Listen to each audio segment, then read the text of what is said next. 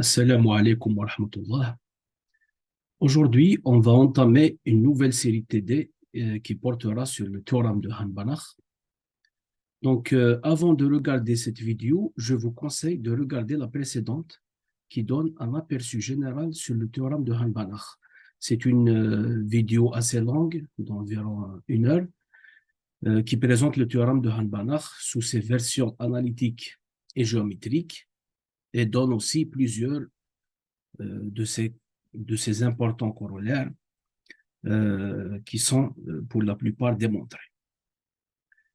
Pour l'exercice d'aujourd'hui, c'est une petite application importante du théorème de Han-Banach qui va venir à la fin de l'exercice où l'on montre que le dual topologique de l'espace L infini, donc l'espace des suites réelles bornées, n'est pas isométriquement isomorphe à L1. Bon, je commence par rappeler un peu ces espaces, donc LP. Alors, pour P, donc un réel supérieur ou égal à 1, alors comment il est défini LP? LP et le R espace vectoriel, et le R espace vectoriel. Bon, R ou C, bon, ici on choisit de travailler sur R. C'est le R espace vectoriel des suites réelles, bon, Xn, n dans n, tel que, bon, n pour la notation anglaise, c'est à partir de 1, 2, 3, etc. Donc, tel que la série somme de Xn en valeur absolue puissance P, n allant de 1 à l'infini est convergente. Voilà. Donc, c'est comme ça qu'on définit LP. Bon, vérifier immédiatement que, bon, pas tout à fait immédiatement, mais on peut montrer que c'est un R espace vectoriel. On munit LP de qu'on appelle la P-norme. Donc, on note P comme ça. Donc, pour X égale Xn, dans LP, vous avez, par définition, norme P de X, c'est la somme Xn puissance P, n allant de 1 à l'infini. On avait dit que ça, c'est cette série convergente. Et puis, je prends puissance 1 sur P. C'est la norme P. Voilà. Donc, en particulier, donc, vous avez L1. Donc, L1, ça va être donc les suites. Donc, ça va être les suites réelles Xn telles que cette série-là est convergente. Puisqu'ici, vous avez puissance 1. Est convergente. Et la norme 1, vous avez la norme 1 de x, ça va être tout simplement, donc somme xn, n allant de 1 à l'infini. Et vous avez donc L infini, donc c'est compétent vers plus l'infini. Donc ici, vous avez xn, c'est les suites réelles bornées, donc tel que donc, le sup de xn, n dans n. Donc, c'est les suites réelles bornées. Suite réelle bornée. Et puis, donc, vous avez la norme infinie de x, d'un élément, bien d'un vecteur de cet espace, c'est le sup des valeurs absolues de xn, n donc. Donc, voilà, en ce qui concerne donc les espaces LP. Alors, un résultat connu, on sait que, il est connu que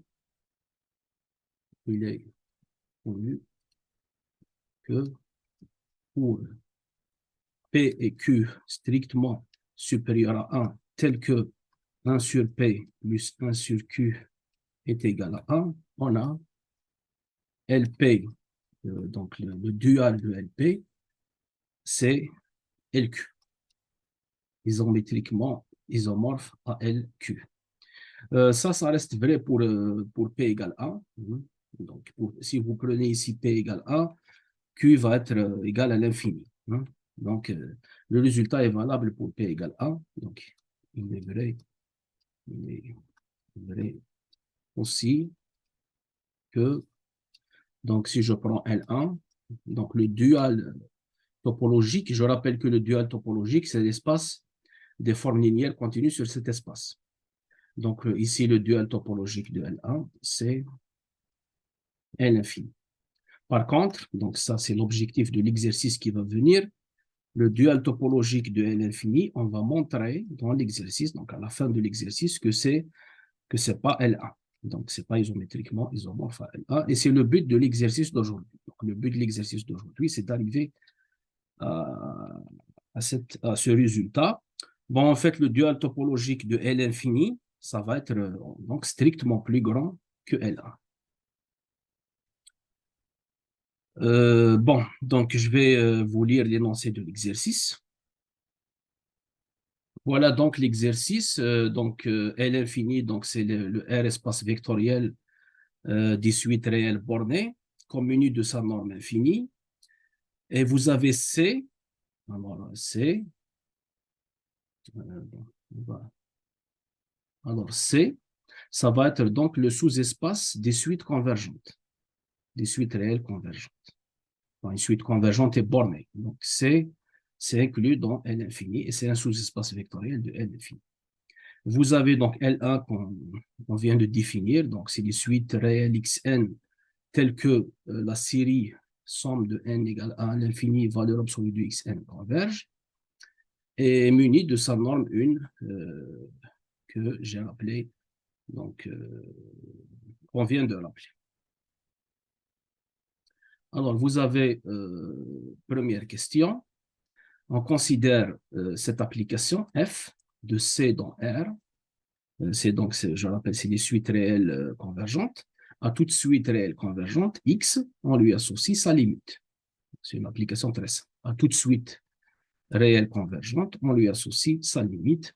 Montrer donc que cette application est linéaire, continue, et que sa norme est égale à 1. Voilà pour la première question. Deuxième question, on considère pour tout x dans L1, donc une suite, un élément de L1, c'est ce que c'est L1, on considère cette application phi x, donc qui dépend de x, à tout élément y de L infini, on lui associe donc phi x de y, cette somme infinie, n égale 1 jusqu'à plus l'infini, xn, yn. Voilà. Et puis, on considère phi, c'est l'application de L1 dans le dual de L infini, qui à chaque x associe cette application phi x. Bien sûr, là, pour l'instant, il doit falloir montrer que ces applications sont bien définies. Donc, ça va être les questions, c'est les questions qui vont venir. Alors, vous avez donc trois questions. La première question, pour tout x dans L1, montrer que l'application phi x donc, est bien définie, linéaire, continue, et que sa norme de phi x est égale à la norme de x, norme 1, donc de x. Alors, bien défini, qu'est-ce que ça veut dire? Si on regarde phi x, comment elle est définie, il n'est pas clair que cette somme-là est finie. Donc, il faut montrer en fait que cette série est convergente. Phi x est bien défini, revient à montrer que cette série est convergente. Et puis, bon, linéaire, continue, et que norme de phi x égale à la norme de x, norme 1. Deuxième question, déduire que phi elle-même est bien définie, qu'elle est linéaire et qu'elle est isométrique. Bon, une isométrie, c'est une application qui conserve les distances. Donc ici, c'est une application qui conserve les normes. Et on sait qu'une isométrie est lipschitzienne, donc continue. Et on sait aussi qu'une isométrie est injective. C'est très facile à voir. Il suffit d'utiliser la conservation de la distance. Le fait qu'une isométrie conserve la distance entraîne directement qu'elle est injective. Et la dernière question, donc, c'est le but de l'exercice, montrer que phi n'est pas surjective.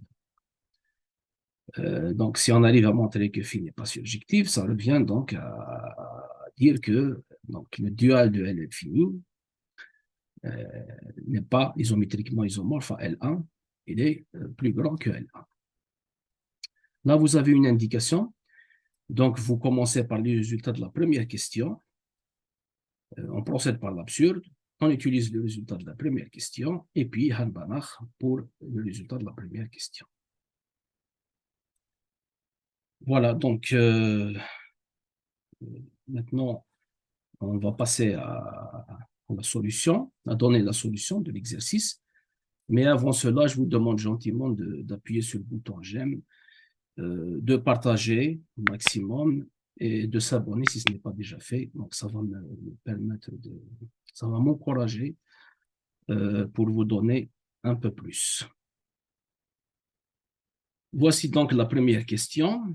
Montrer que cette application-là, de C dans R, je rappelle que c'est l'espace des suites réelles convergentes, qui a tout de suite associé sa limite, est linéaire, continue, et que sa norme est égale à 1.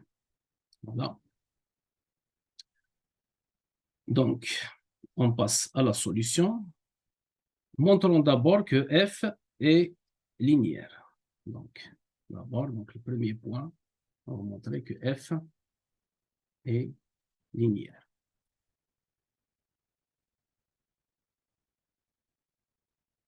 C'est un petit calcul à faire, donc il n'y a rien. Alors, je prends donc deux éléments de C, c'est-à-dire deux suites réelles convergentes, donc quel que soit x égale xn, n dans n, y égale yn, n dans n, donc des éléments de C, c'est-à-dire des suites réelles convergentes, et puis quel que soit des scalaires, donc des réels lambda et mu dans R, on va faire le calcul. Donc, f de lambda x plus mu y, ça c'est quoi?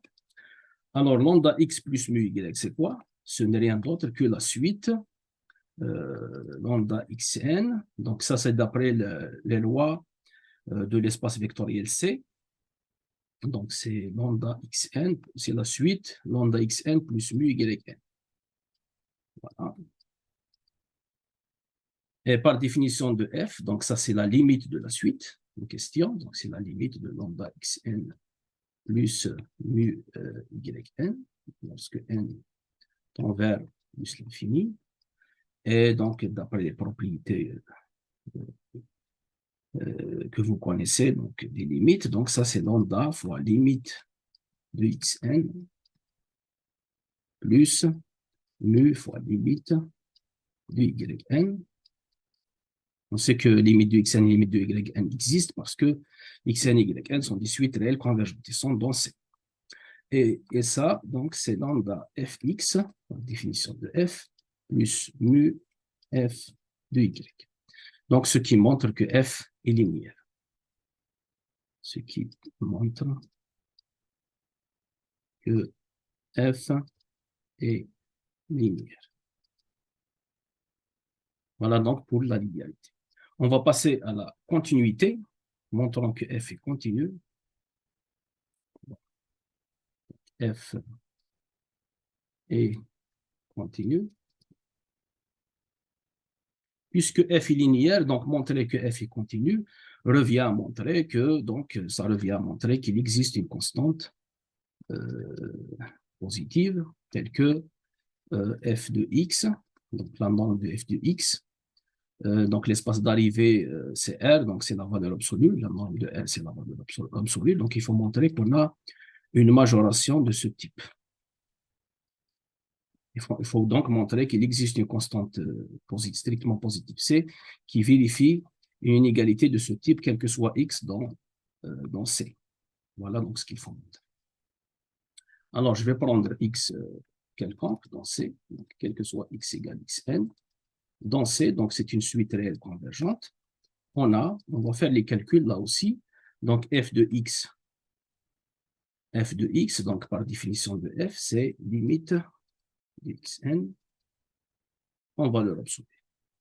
Et puisque la valeur absolue est une application continue, donc ça, c'est la limite de xn en valeur absolue. Mais comme xn, c'est majoré par le sup de tous les xi en valeur absolue, donc c'est majoré par en fait, la norme infinie. de x, hein, parce que la norme infinie, c'est le sup de toutes les valeurs absolues de xk. Donc, forcément, xn, c'est majoré par ça. Donc, ça, c'est majoré par... Donc, ici, c'est bien sûr quel que soit n. Et donc, c'est majoré par limite de la norme infinie de x. Lorsque n tend vers plus l'infini. Mais ça, maintenant, c'est indépendant de n. Donc, c'est égal à la norme infinie de x. Donc, d'où valeur absolue de f de x, c'est majoré par la norme infinie de x. Donc, en fait, la constante recherchée, c'est 1. Et ça montre donc la continuité de f et que sa norme, c'est majoré par 1. Donc, ce qui montre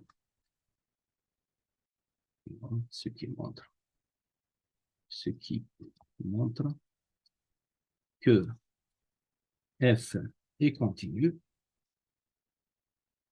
et que la norme de f, c'est majoré par cette constante qu'on vient de trouver, qui n'est rien d'autre que 1.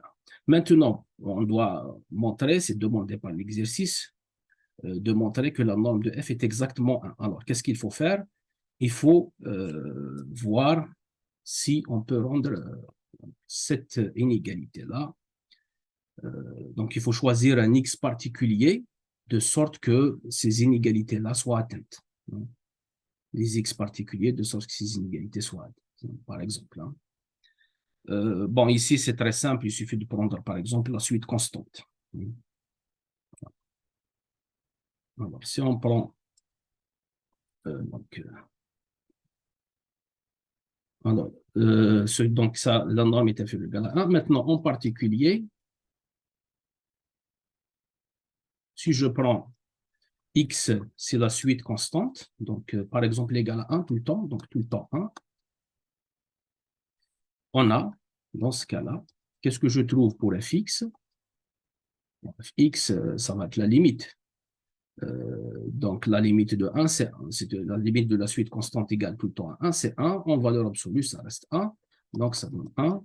Et la norme infinie de x, c'est le sup des valeurs absolues de tous les termes de la suite. Et donc, c'est le sup de 1, tout le temps 1. Donc, c'est 1. Donc, en fait, ici, vous avez norme de fx est égale exactement, ou bien valeur absolue de fx est égale exactement à la norme infinie de x. Ça veut dire que l'inégalité de tout à l'heure est atteinte pour cette suite non nulle. Là, c'est une suite, bien sûr. Il faut toujours prendre des éléments dans l'espace.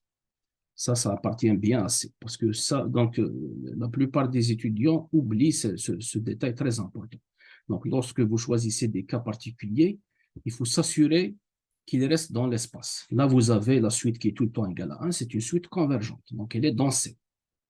Et puis, ça vérifie exactement ici. Donc, vous avez exactement égalité. Là. Là, donc, ça devient une égalité. Et donc, la norme de f, c'est la meilleure constante, en fait. La norme de f, c'est la meilleure constante qu'on peut trouver ici. Donc, comme ici, vous avez une égalité, alors, cette meilleure constante, c'est 1. Donc, la norme de f est égale à 1. Voilà, donc ça, c'est pour la première question. Maintenant, on passe à la deuxième question, petit a. Voilà donc la deuxième question. Donc, vous avez pour tout x, donc,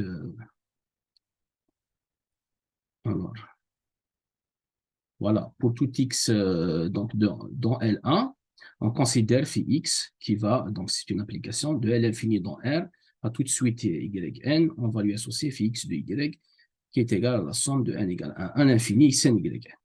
Pour le moment, on ne sait pas si cette série converge ou non. Et puis, on considère phi qui va de L1 dans le dual de L infini, qui a tout x de L1 associé phi x. L'application CO. Et alors, la question montrait que pour tout x dans L1, l'application phi x est bien définie. Donc, bien définie, ça revient à montrer que cette série-là, somme de xn, yn, est convergente. Parce que c'est ça qui est louche hein, dans cette application-là. On ne sait pas si cette série est convergente. Donc, bien définie, ça revient à montrer, ou bien ça consiste à montrer que cette série-là est convergente. Linéaire, bon, c'est très simple, continue, et puis que sa norme, en tant qu'application linéaire continue, est égale à la norme de x, norme 1, bien sûr. Voilà. Donc, on va donner la solution de la question petit a. Donc, on va montrer d'abord que phi x est bien défini, et puis qu'elle est linéaire, continue, et que sa norme est égale à la norme de x. On va fixer x, donc soit x égale xn, donc un vecteur fixé de L1. Fixé. Alors, on va commencer par montrer que phi n est bien défini, phi x plutôt. Phi x est bien défini. Je dis que ça revient à montrer que, donc, quel que soit donc, y dans l'infini, quel que soit y dans l'infini, il faut montrer que cette série-là, xn, yn, n égale 1 à l'infini, est convergente. Voilà ce que ça veut dire phi x est bien défini. Donc, je vais prendre y dans L infini, pour toute y égale yn dans L infini. Voilà. Alors, donc, je fais, pour montrer que cette série-là, donc cette série est convergente, c'est une série réelle, je vais montrer qu'elle est même absolument convergente. On sait que la convergence absolue entraîne la convergence. Donc, je vais montrer qu'elle est absolument convergente. Donc, on va faire les calculs pour la somme des valeurs absolues. Donc, somme de x et de n égale 1 à l'infini. Alors, ça, c'est quoi? C'est la somme valeur absolue de xn par valeur absolue de yn, n égale 1 à l'infini. Maintenant, le yn, c'est majoré par la norme infinie de y. Pourquoi? Parce que la norme infinie de y, par définition, c'est le sup des valeurs absolues des yk. Et donc, forcément, en particulier, valeur absolue de yn, c'est inférieur à la norme infinie de y. Donc, j'utilise ça, donc j'obtiens que c'est majoré par donc la norme infinie de y, puisque c'est indépendant de n, ça va sortir, et donc on aura finalement donc norme infinie de y par la somme des valeurs absolues de xn, mais ça, c'est la norme 1 de x. Ça, c'est la norme 1 de x. Donc, finalement, qu'est-ce qu'on vient d'obtenir? Donc, on vient d'obtenir que la somme des valeurs absolues de xn, yn, c'est majoré par, alors je commence par la norme 1 de x par la norme infinie de y. Bon, on aura besoin de ça pour plus tard. Ça, on va l'appeler inégalité 1. Maintenant, on constate que le second membre de cette inégalité, bon, c'est un nombre réel. Donc, en fait, cette somme-là est... Donc, en fait, cette série est convergente. C'est une série à terme positif, donc majorée par constante. Donc, elle est convergente. Donc, d'où la convergence de la série des valeurs absolues de xn, yn. Voilà. D'où la convergence de la série réelle à terme positif, somme de xn, yn. Mais on a dit que la convergence absolue entraîne la convergence, ce qui entraîne la convergence de la série réelle somme de xn, y. C'est-à-dire c'est-à-dire que phi x de y, c'est ça en fait phi x de y, ça appartient à R. Donc phi x est bien défini. Ce qui montre que phi x est bien défini. Voilà, donc pour la question phi x est bien définie. Maintenant, on va montrer que phi x est linéaire. Phi x, pourquoi il est linéaire? Ça, c'est très simple. Bon, alors je vais prendre deux éléments de l'espace de départ de phi x, c'est-à-dire n infini, quel que soit y égale yn et z égale zn dans l'espace L infini, donc une suite réelle bornée, et quel que soit, on va faire des calculs, quel que soit lambda mu dans R, on a, alors je vais calculer phi x de lambda y plus mu z, et je vais voir ce que ça donne. Donc phi x de lambda y plus mu z, ça, donc c'est égal à phi x de, alors par définition, d'après les lois de l'espace vectoriel L infini, ça en fait c'est quoi? C'est la suite lambda yn plus mu zn. C'est cette suite-là. Maintenant, par définition de phi x, ça c'est la somme de xn fois donc, lambda yn plus mu zn. N égale à 1 à l'infini. Là, maintenant, c'est très simple, je développe. Donc, ici, ça donne, donc, là où vous êtes donc, dans les séries réelles convergentes, donc il n'y a aucun problème, ça donne donc lambda par la somme de xn, yn, plus mu par la somme de xn, zn. Toujours n avant de 1 à l'infini. Alors, cette notation de n, je rappelle que ce n-là, c'est les entiers strictement positifs, c'est la notation anglaise. Donc, c'est à partir de 1. Bon, ça, par définition, c'est phi de y, c'est phi x de y. Et ça, par définition, c'est phi x de z. Donc, ça donne lambda phi x de y plus mu phi x de z. Voilà, ce qui montre que phi x est linéaire. Ce qui montre que phi x est linéaire. Et maintenant, on va montrer que phi x est continu. Alors, phi x est continu. Bon, puisque phi x est linéaire, donc ça revient à faire quoi? Ça revient à montrer l'existence d'une constante qui vérifie une inégalité de ce type. Voilà. Donc ici, bien sûr, quel que soit y dans l'espace de départ de phi x qui est L infini. Voilà. Donc il faut montrer qu'il existe une constante. Alors, constante, quand je dis constante, donc c'est indépendant de y, parce que x est fixé.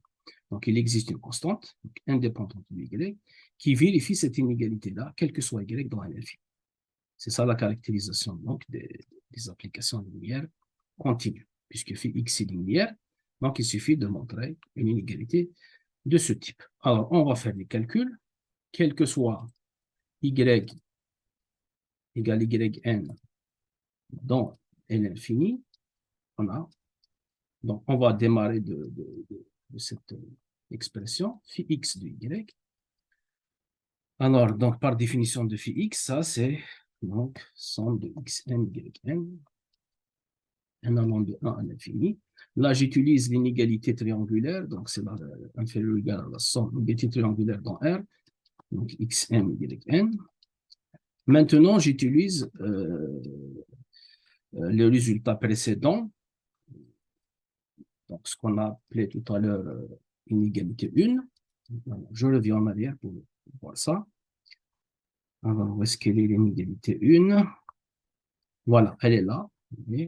Donc, l'inégalité 1, elle est là. C'est ça. Donc, c'est ça que je vais utiliser maintenant.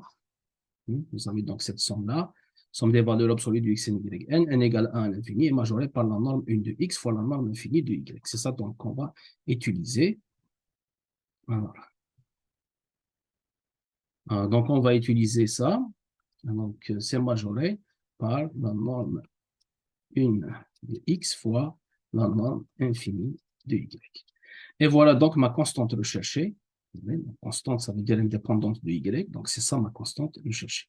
Donc, ça démontre la continuité de phi x. Donc, ce qui montre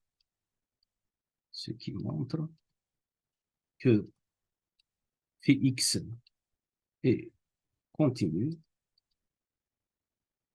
et que sa norme donc, est majorée par cette constante. Et que,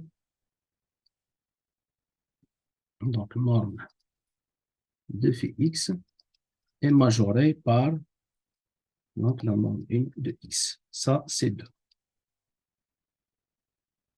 Mais dans l'exercice, on nous demande de montrer que c'est exactement égal. Dans l'exercice, on nous demande de montrer que c'est exactement égal. Alors, pour montrer que c'est exactement égal, donc il faut trouver des suites, y de L infini.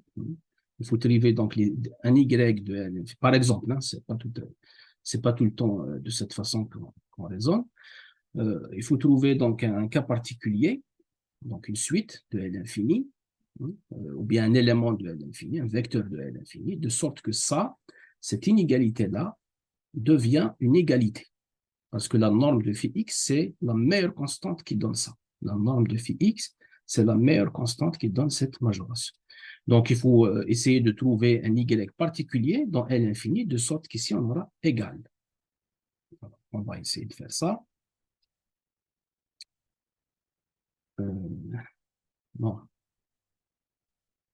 Alors, qu'est-ce qu'on va prendre? Alors, le cas trivial x égale 0, on l'évite, parce que si x égale 0, vous avez phi x égale 0, et donc vous avez égalité. Ça, c'est un cas trivial. Donc, on élimine ça. Je suppose que x est différent de 0, x différent de 0 de L1. On va prendre cette suite particulière, bien ce vecteur particulier de L infini. On va prendre y, c'est le signe, c'est la suite signe de xn. Maintenant, on va prendre cette suite-là. Donc, je prends les signes de tous les termes. Alors, c'est quoi le signe d'un nombre réel? Le signe d'un nombre réel, c'est égal à 1 si le nombre réel en question est strictement positif. C'est égal à moins 1 si le nombre réel en question est strictement négatif. Et c'est égal à 0 si le nombre réel en question est nul. Donc, on constate que ce y-là, donc, il prend donc les termes de cette suite, c'est soit 1, soit moins 1, soit 0. Donc, c'est une suite bornée. Et c'est une suite bornée, c'est-à-dire que ça appartient à n infini. Donc, je suis dans l'espace qu'il faut. Alors, si je prends donc cette suite particulière, qu'est-ce qui va se passer? On a, si vous multipliez xn par yn, qu'est-ce que vous allez trouver? Donc, yn, c'est le signe de xn. Quand vous multipliez un nombre réel par son signe, vous allez obtenir sa valeur absolue. Donc, ici, vous allez obtenir la valeur absolue de xn. Et ça, c'est quel que soit n. Et donc, si on fait les calculs, donc qu'est-ce qu'on aura? D'où? Donc, phi x de y, qu'est-ce que ça va donner? Bon, je peux ajouter donc valeur absolue. Donc, ça, par définition, c'est la somme donc, de xn, yn, n égale 1 à l'infini. Mais xn fois yn, j'ai dit que c'est la valeur absolue de xn. Donc, ça me donne en fait ça directement, somme de xn, n égale 1 à l'infini. Et ça, donc, c'est la norme 1 de x. Et puis, c'est égal aussi à la norme 1 de x fois la norme infinie de y, parce que la norme infinie de y, la norme infinie, donc c'est le sup des valeurs absolues de tous les termes.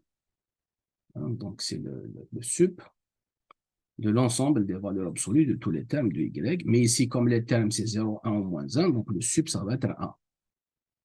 Donc, vous avez en fait égalité.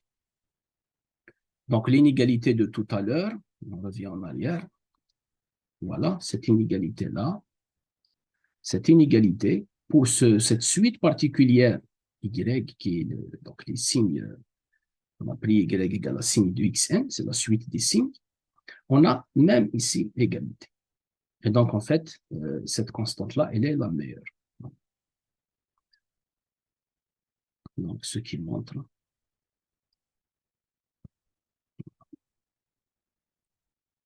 Donc, ce qui montre. Constatez également que cette suite Y est non nulle. Hein. Elle est dans l'espace et elle est non nulle. Ça, c'est important aussi. Donc, différent de 0 de l'espace. Donc, c'est une suite, c'est un élément non nul de l'espace qui donne égalité. Donc, ça, ce qui montre que la norme donc, de phi x de cette application linéaire continue, c'est exactement égal à la norme 1 de x. Voilà.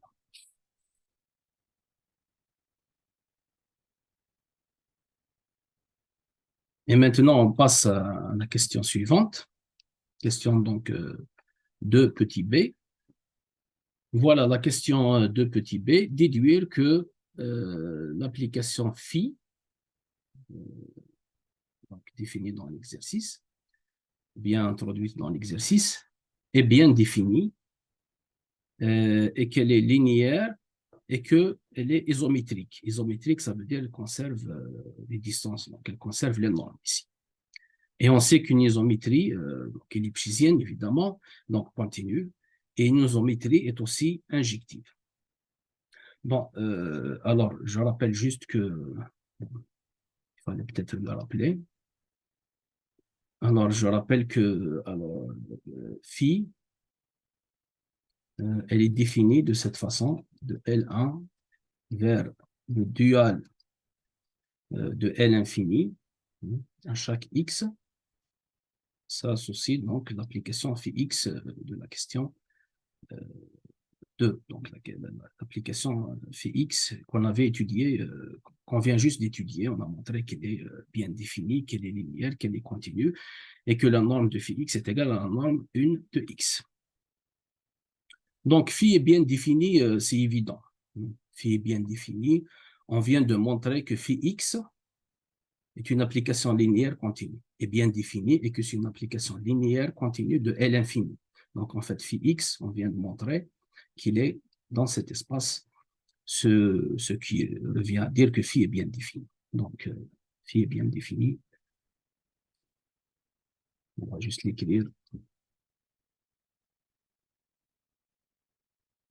Donc, quel que soit x dans L1, d'après le résultat de la question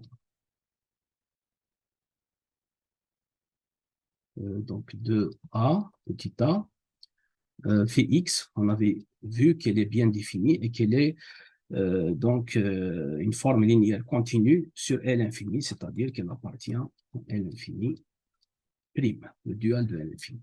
D'où phi est bien défini. Alors, maintenant, on va montrer que phi est linéaire. Phi est linéaire. Bon, ça aussi, c'est un calcul simple. Alors, je vais prendre, quel que soit deux éléments de L1, le vecteur de L1, et quel que soit deux scalaires, donc R, on a. Alors, donc phi de lambda x plus mu x'. Ça, il faut démontrer que c'est égal à lambda phi x plus mu phi de x'. Il faut montrer que ça, c'est égal. Donc, ce qu'il faut montrer, c'est que ça, c'est égal à lambda phi de x plus mu phi de x'. Mais par définition, ça, c'est phi de lambda x plus mu x'. Donc, maintenant, si j'applique, donc ça, c'est une application qui va donc de L infini dans R. Donc, je l'applique à un élément de L infini et je vais voir ce que ça donne. Donc, quel que soit Y dans L infini, on a donc phi de lambda x plus mu x prime, j'applique ça à Y, ça donne phi lambda x plus mu x prime appliqué à Y. Et ça, par définition, c'est la somme. Donc, phi x appliqué à Y, c'est la somme de xn, yn. Donc, ici, ça va être la somme de lambda xn plus mu x prime n, yn. Et puis là, donc, ça nous donne lambda pour la somme de xn, yn, n infini, plus mu pour la somme de x prime n, yn, n égale 1, n infini. C'est-à-dire, c'est lambda phi x appliqué à y plus mu phi x prime appliqué à y. Et donc ça, je peux l'écrire, c'est la même chose que, donc, égal lambda phi x plus mu phi x prime appliqué à y. Et ça, c'est lambda phi x plus mu phi x prime appliqué à y. C'est ça, appliqué à y. Donc, regardez maintenant ce qu'on vient d'obtenir. On vient d'obtenir que quel que soit y dans L infini, on a, alors, donc on a des mal d'ici, voilà. Donc, phi de lambda x plus, donc phi de lambda x plus mu x prime appliqué à y est égal, donc on est arrivé à lambda phi x plus mu phi x prime appliqué à y. Comme cette égalité est vraie, quel que soit y, d'où donc on a l'égalité de ces applications. Donc ça, c'est égal à ça. C'est-à-dire phi de lambda x plus mu x prime est égal à lambda phi x plus mu phi de x prime, d'où phi est linéaire, ce qui montre que phi est linéaire. Voilà donc pour la linéarité de phi. Alors maintenant, on va montrer que phi est isométrique. C'est une isométrie. Donc, phi est isométrique. Et une isométrie, donc, c'est une application qui conserve les distances. Ici, donc, ça conserve les nombres. Ça veut dire que ça conserve les nombres. Donc, on va voir, quel que soit x dans L1, on a, alors si je calcule la norme de phi x, alors phi x, ça c'est dans L infini prime, c'est dans le dual de L infini, donc c'est une forme linéaire continue sur L infini. Donc on prend sa norme, ça c'est la norme donc de phi x, mais la norme de phi x, là on revient donc à la question 2 petit a, d'après la question 2 petit a, ça c'est la norme de x, d'après le résultat de la question 2 petit a.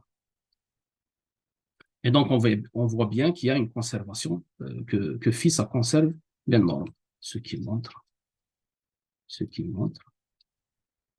que phi est une isométrie. Voilà. Et une isométrie, c'est une application lipschitzienne, évidemment. Donc, elle est continue. Et puis, une isométrie, lorsqu'il y a conservation de distance, alors l'application est injective. Une application isométrique est injective. Et maintenant, donc, on passe à la question 2 petit c. Voilà donc la question 2 petit c, montrer que phi n'est pas surjective. nous devons montrer que phi n'est pas surjective. Alors, comment faire pour montrer que phi n'est pas surjective? On vous donne une indication. Donc, bien sûr, on procède par l'absurde. Et puis, on utilise, on utilise le résultat de la question 1 et puis le théorème de Hahn-Banach. Voilà, donc on va voir maintenant les détails. On va donner la solution.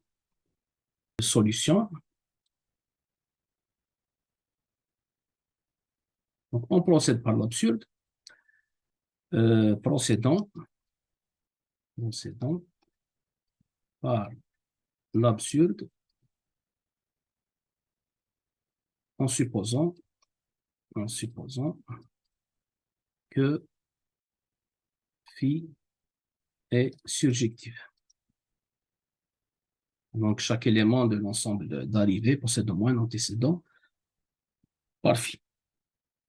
Donc, qu'est-ce qu'on a dans le résultat de la question 1? Donc, on va rappeler le résultat de la question 1. D'après le résultat de la question 1, l'application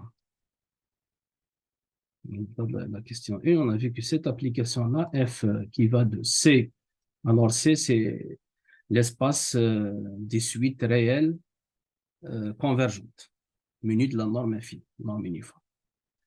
Dans R, donc ça, c'est un sous-espace de L infini. L infini, c'est les suites réelles bornées, et C, c'est les suites réelles convergentes. Comme convergent implique borné, donc vous avez cette inclusion. En fait, C, c'est un sous-espace normé de L infini. Donc, cette application, à chaque X, associe à chaque suite convergente, on lui associe sa limite. Donc, on a vu à la question 1, d'après le résultat de la question 1, donc on a vu que cette application-là est linéaire continue. Donc, d'après le résultat de la question 1, l'application f, ici, donc, est linéaire continue. Donc, linéaire continue, donc ça appartient, donc en fait, ça appartient à C', le dual topologique de C. Linéaire continue de norme égale à 1, avec sa norme F égale à 1. Alors, si j'applique le théorème de Hahn-Banach, je peux prolonger cette forme linéaire continue en une forme linéaire continue sur le grand espace L infini. On a dit que C, c'est un sous-espace de L infini. Et vous avez une forme linéaire continue sur ce sous-espace, donc vous pouvez le prolonger par Hahn-Banach en une forme linéaire continue sur L infini, tout en gardant la même norme. Ça, c'est important. Donc, tout en gardant la même norme. Alors, on va écrire ça. Donc, d'après le théorème de Hahn-Banach,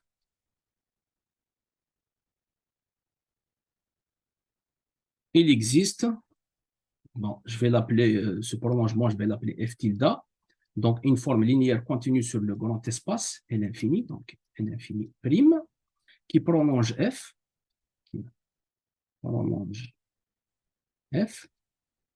et qui garde la même norme que f, telle que la norme donc, de f tilde soit égale donc à la norme de f, mais la norme de f d'après le résultat de la première question, on avait trouvé que c'est 1. Voilà. Maintenant, donc, vous avez une forme linéaire continue sur L infini, qui n'est rien d'autre que ce f tilde. Maintenant, regardez mon application phi, elle est de L1 vers L infini prime. Et vous avez f tilde, qu'on vient de trouver donc par Hahn-Banach, c'est un élément ici.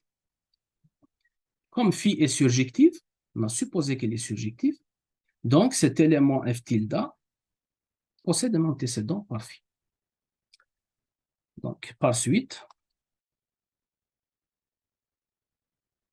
puisque phi est supposé surjective, puisque phi est supposée surjective, alors donc cet f tilde, cet élément f tilde de L infini prime possède un antécédent par phi. Alors donc on va dire il existe par suite, puisque phi est supposé surjectif, il existe donc x dans, bon, je vais l'appeler x, hein, dans L1, tel que f tilde, c'est égal à phi de x. Donc, f tilde possède un antécédent dans L1 que j'ai appelé x. Donc, x, c'est un élément de L1. Maintenant, donc à partir de là, je dois tirer une contradiction. Alors, qu'est-ce qu'on va faire? Donc, on va utiliser deux faits. Le premier fait, c'est f tilde prolonge f. Et le deuxième fait, c'est f tilde qui est de la forme phi x. Donc, à partir de là, on va chercher une contradiction. Bon, étant donné, regardez ce que je vais faire. Hein. Étant donné n, bon, je vais considérer, considérant la suite suivante, un, la suite réelle suivante, un, qui dépend de n. Donc, c'est des zéros partout, sauf la énième composante, ou bien le énième terme, etc. Bon. Sauf le énième terme. Bon, ici, en fait, il n'y a pas de fin, suite infinie. C'est des zéros partout, sauf ici. Donc, c'est la énième position. Énième position. Je rappelle que n, c'est à partir de 1. Donc, 1, 2, 3, etc. Donc, ici, la énième position, c'est 1. Le reste, c'est des zéros. Bon, ça, c'est une suite stationnaire en 0, donc convergente vers 0, donc convergente. Donc, ça, c'est dans C. C'est un élément de C. Bon, qu'est-ce qu'on a? D'une part, je vais calculer maintenant f tilde de cet élément-là, n, de deux façons différentes.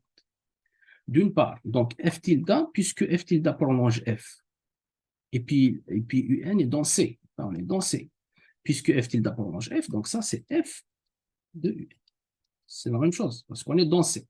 Lorsqu'on est dans C, f tilde et f coïncident, puisque c'est un prolongement. Et donc ici, par définition de f, c'est la limite de un. Alors ici, il faut faire attention aux indices, donc je vais mettre un k tend vers plus l'infini. Mais on voit que un est stationnaire en 0, donc sa limite c'est 0. C'est 0. Ça c'est d'une part. D'autre part, si je calcule f tilde de un de notre façon, donc f tilde de un, ça, donc f tilde, on a dit que c'est phi x de un, mais donc c'est phi x de un, d'accord? Donc ça, par définition de phi x, ça va être la somme de xk un k, k égale à 1 jusqu'à l'infini. Mais UNK, regardez donc la définition de UN, UNK, en fait, ça, c'est le symbole de Kronecker. C'est-à-dire, c'est égal à 1 si K est égal à N, et c'est égal à 0 si non. Donc, il n'y a que K égale à N ici qui compte. Donc, finalement, c'est XN fois 1, c'est-à-dire XN. Alors, on compare les deux résultats. Donc, d'une part, on a trouvé que f tilde de UN, c'est 0. Voilà. D'autre part, f tilde de UN, regardez ici, c'est xn. Donc, par comparaison, en comparant les deux résultats, d'où, donc on vient par comparaison, on obtient que xn égale à 0. Et ça, c'est vrai, quel que soit. J'ai pris n quelconque. Donc, x égale à 0. Donc, ma suite x de L1 est égale à 0. C'est-à-dire que x, c'est égal à 0 de L1. Mais si x est égal à 0, donc f tilde, c'est quoi? Donc, f tilde, on a vu que c'était phi de x. Donc, c'est phi de 0. Mais phi est linéaire, donc l'image 0, c'est 0. Donc, c'est le 0 de l'espace, donc m infini prime.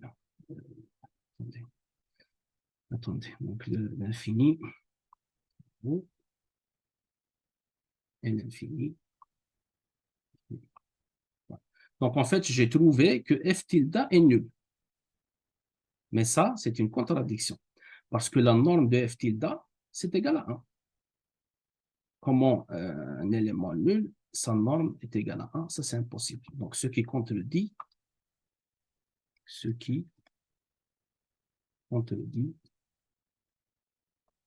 le fait que la norme de f tilde, on a vu que c'était égal à la norme de f est égal à 1. Et donc, cette contradiction assure que phi n'est pas surjective. Donc, phi n'est pas surjective. Surjective. Voilà. Donc, voilà, on a terminé donc la solution de l'exercice.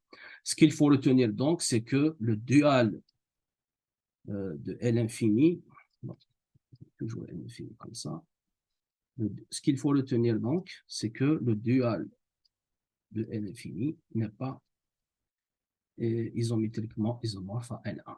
Il est plus grand que L1. Donc, ainsi s'achève cette solution. Je vous donne rendez-vous dans, on va dire, dans 15 à 20 jours cette fois-ci pour résoudre un autre exercice d'application sur le théorème de Hahn-Banach. Donc, à bientôt.